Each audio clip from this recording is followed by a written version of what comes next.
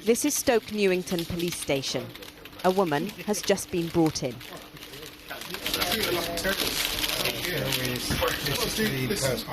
They're referring to Koshka Duff, who's about to be strip-searched.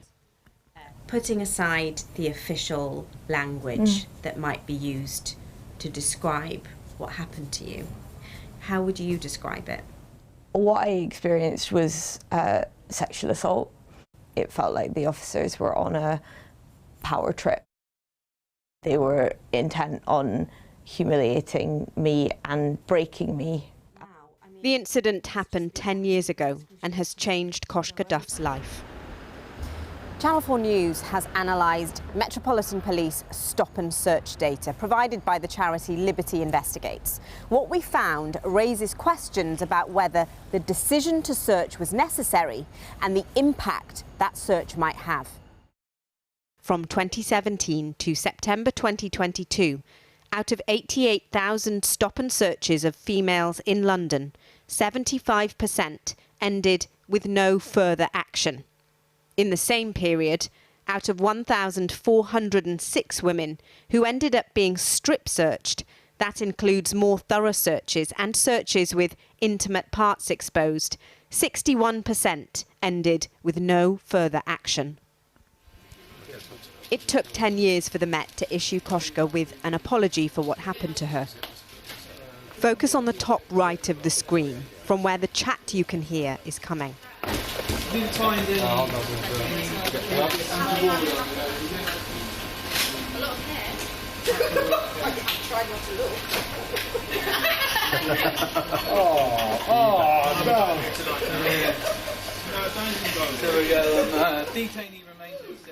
Before ending up at the police station, she'd seen a teenager being stopped and searched, and says he was asking if his mum could be present.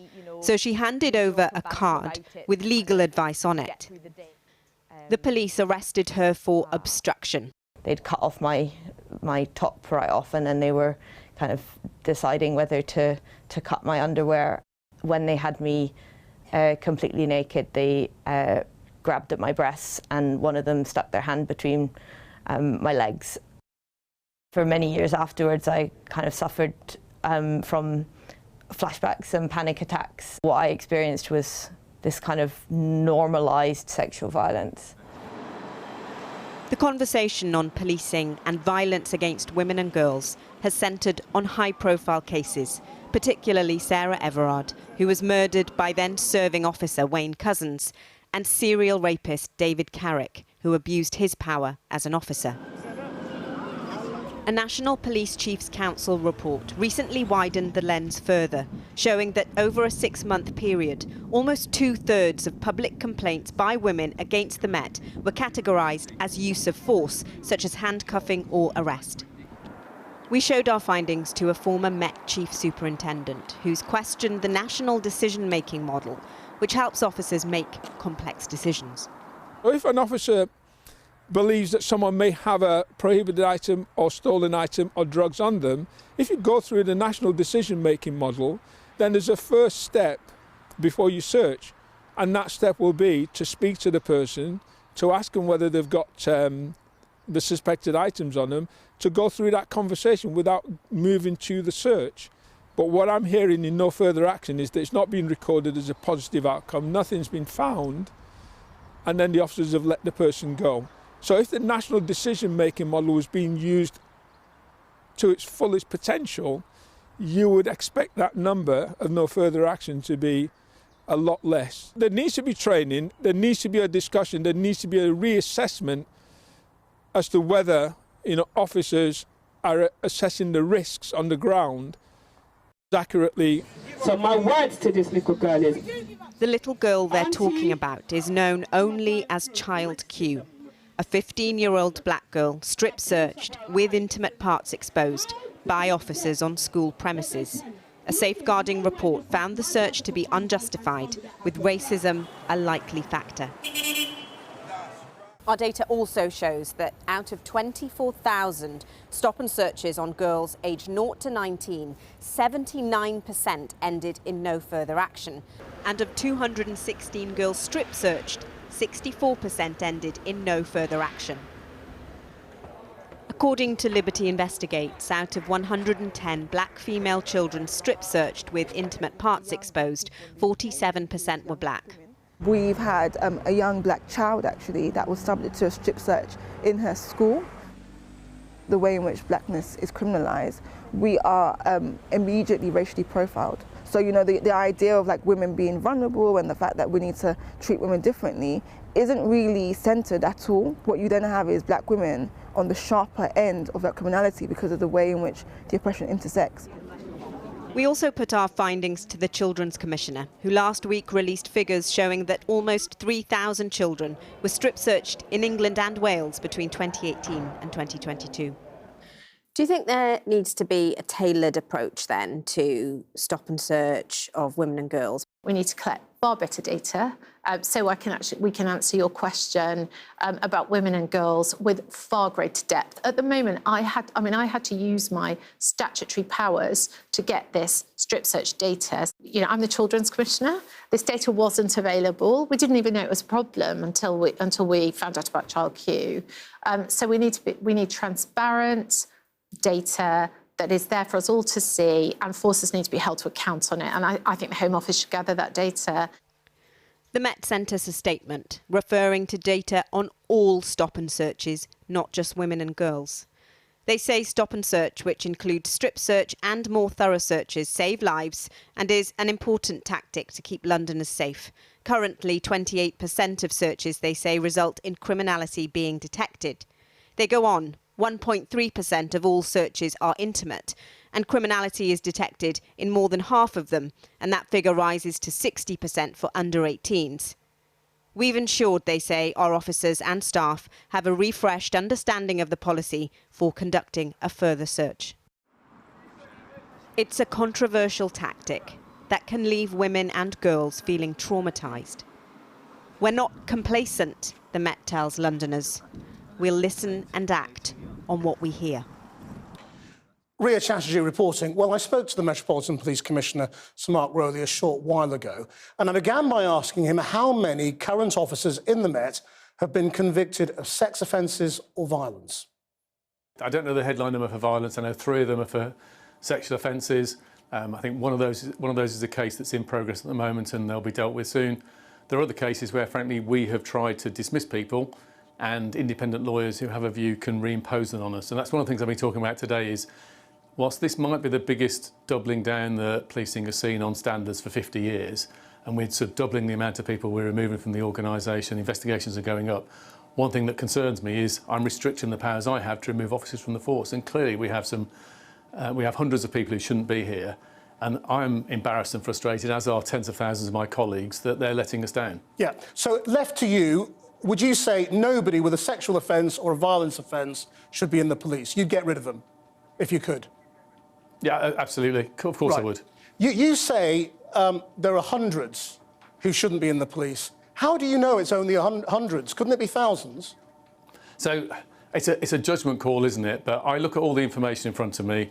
I look at the reviews that we're doing on vetting in the past. I look at the reviews we're doing on past cases we haven't got right.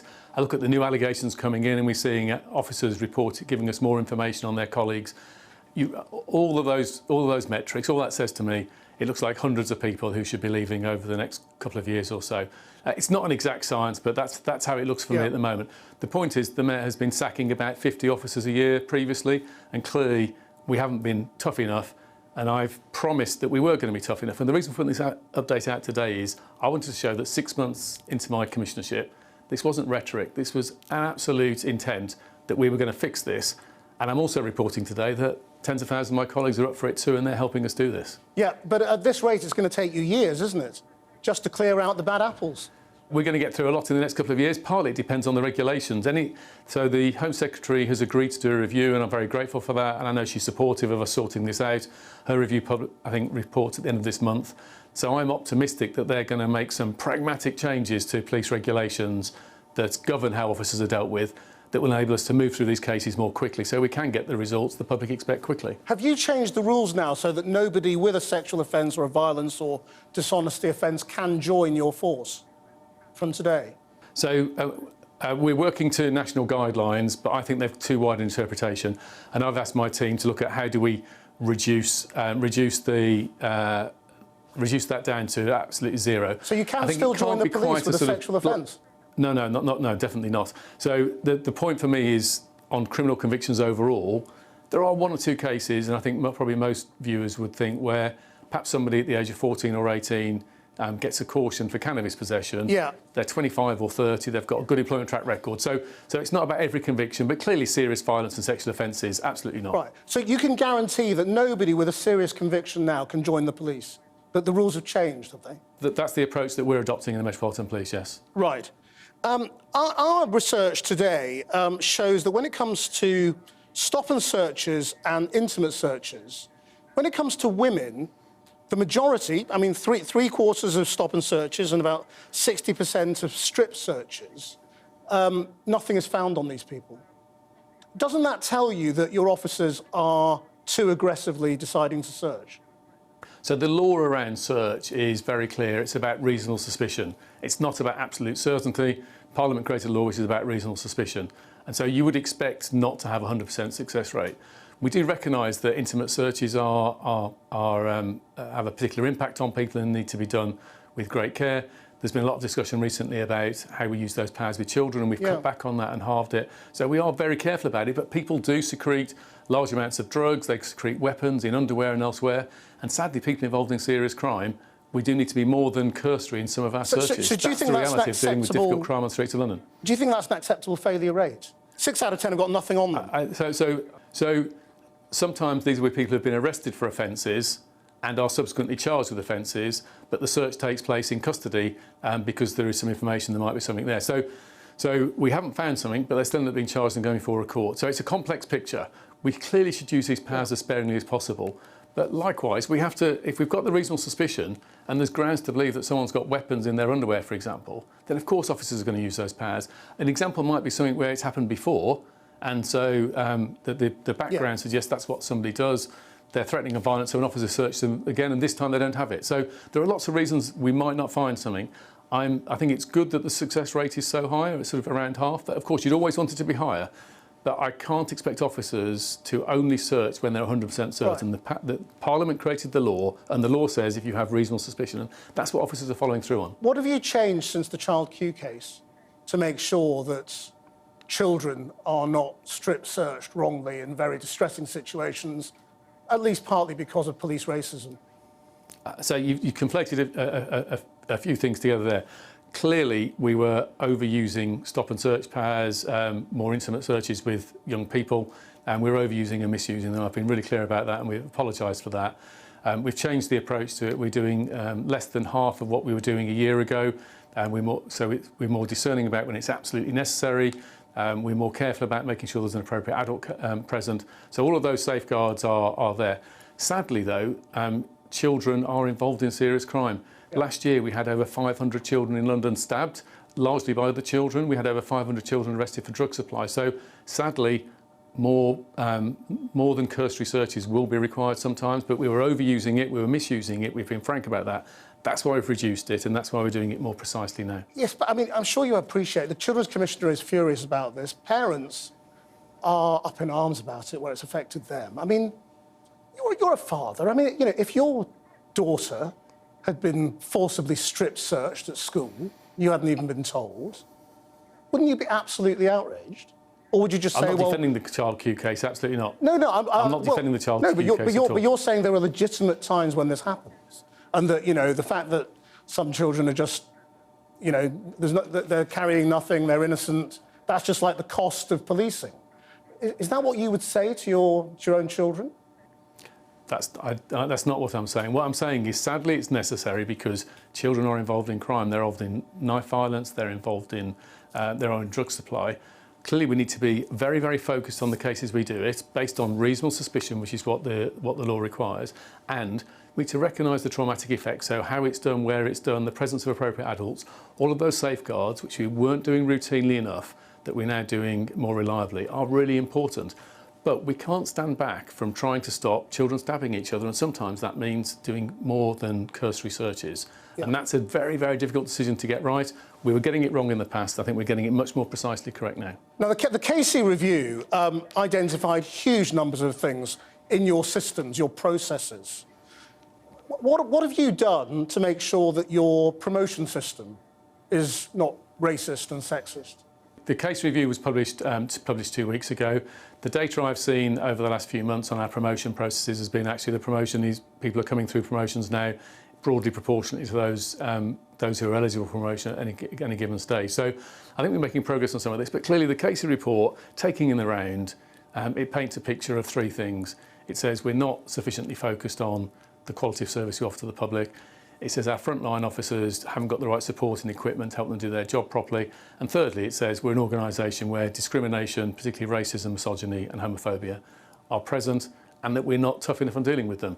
And it's the last one is why, from day one, when I came back into policing, having had sort of 4 years out, yeah, I was really clear we were going to double down on standards. That's why we're announcing today the progress we've made in only 6 months. We put more resource into this. And I know, but that's the answer to this key point is that's why we're doubling down on standards, because of the discrimination that Casey's calling out. And that's why I'm reporting today the progress we made. Of course, we haven't finished the work. This is a big piece of work to do. I'm just asking if you started any work on that particular thing. But I mean, let's look at your senior team. You've had to admit today that your entire senior team is white. Do you understand why a senior management that is all white is going to really struggle to understand what institutional racism is? So I'm very keen to have as diverse a team as possible, yeah, at all the senior levels, taking every opportunity with people who apply for the jobs. I can only work with those. If you look at the next, so the senior team is more than half women. The level below that, there are several people of colour. It's not perfect. It's not as good as it needs to be, but it's not completely devoid of diversity in the way that you imply.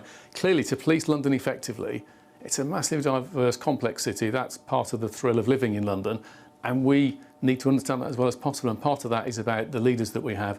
And I'm doing everything I can do, taking every opportunity I can do, to promote and appoint people who have that diverse understanding of London that can help us police London.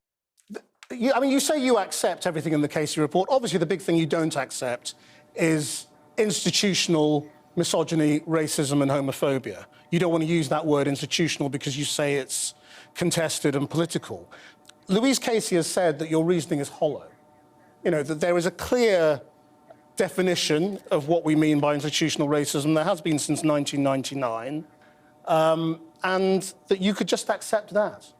Why don't you accept that definition, which is a collective failure of an organisation? It can be seen or detected in processes, attitudes and behaviour which amount to discrimination through unwitting prejudice, ignorance, thoughtlessness and stereotyping, which disadvantage those people. I mean, you accept that all of that is going on in the Metropolitan Police, but you're in denial about calling it institutional. I'm not in denial about anything. I accept the description of the problem that Louise describes. The challenge is that people have different interpretations of what institutional means. For some people, it means the whole organisation's racist or everyone in it is racist. Hang on, it does matter. No, it doesn't. There is a definition. Please. You could say, can I finish answering the question? That definition. Can I finish answering the question? But then it just becomes a headline when people have different interpretations. So Louise came up in her report with a different series of 4 tests. Macpherson has one definition. Others understand it to mean everybody or most people in the organisation is racist. I need to deal with precision. I accept the problems that we have. You could be precise with Louise Casey's definition, which I've just read out to you, which was in itself Macpherson's definition. It doesn't matter what anybody else says. These are the people who've written the reports. You could just accept their definition and say, yes. Because you must see that the way this debate has played out, here you are trying to change the institution. Everybody praises you as a man who's trying to change the institution. Yet you sound like you're in denial and defending wrongdoing. I'm not in denial. I'm not defending wrongdoing. I'm simply choosing not to use a word that means different things to different people. I'm deadly serious about the need for change. That's why we're reporting today the doubling down on standards and removing people from the organisation. That's why we're making changes to things like how we deploy stop and search and strip search to be more precise and more careful. This is all absolutely critical. I expect that people will fundamentally want to judge me and my team on the results. Does that change happen? Sort of a slightly obscure debate about multiple meanings of a phrase is not the most important issue. The issue is we accept the failings that we have and we're absolutely determined to tackle them. And today's news was simply showing that me and my tens of thousands of honest colleagues are determined to do so. I mean, today's news, your letter arguably shows what a massive task this is and how it's going to take you years at your current rate to even make a dent. You know, people have said this needs outsiders. This needs someone else to come in, break the place up. If you were a school, you'd be taken over by an academy. If you were a hospital, you might be closed down and reopened. Do you ever have a moment where you go, this is too big for you, for Mark Rowley, and it needs some fresh thinking, someone who isn't an insider, someone who wasn't there during all those years of wrongdoing? So I don't see myself as an insider. Oh, you were? I spent 6 years of my 31 years of police. I spent 6 of my 31 years of policing in the Metropolitan Police. I spent the other 25 years in other forces. I've just spent 4.5 years in the private sector. I have enough of an understanding of this organisation to change it, but I'm not an insider. I know some people have talked about break-up and those issues. London's a big, complex city. It's bound to have a big, complex police force. If we go into some big break-up or other structural solution, it will get in the way of reform. Reform lies in the actions we're taking about bearing down on standards in the organisation, about strengthening community policing to give people the service they expect locally, about putting the extra resources and the commitment we are into dealing with the predatory men who perpetrate violence against women and children. It's all of those steps that are going to make the difference. Performative big restructures will not deliver what people need in London, and I'm determined that I will do that. Commissioner, thank you very much indeed. Thank you very much, Kristen.